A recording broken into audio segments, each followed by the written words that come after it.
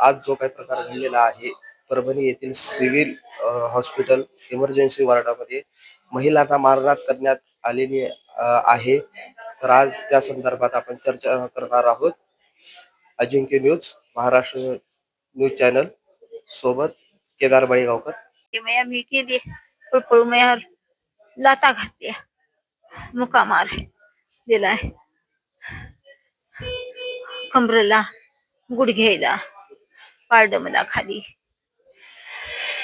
नातवाला मारू लागले तर मी धराय गेले. मी कानामध्ये झुमके होते ते गेले, टोंगळ्याला मार लागला, गळ्यामध्ये पोत होती ती गेली, तोळ्याची पोत होती ती गेली. मला काय सुधारलं नाही. मग मार लागला टोंगळ्याला, कमरेला.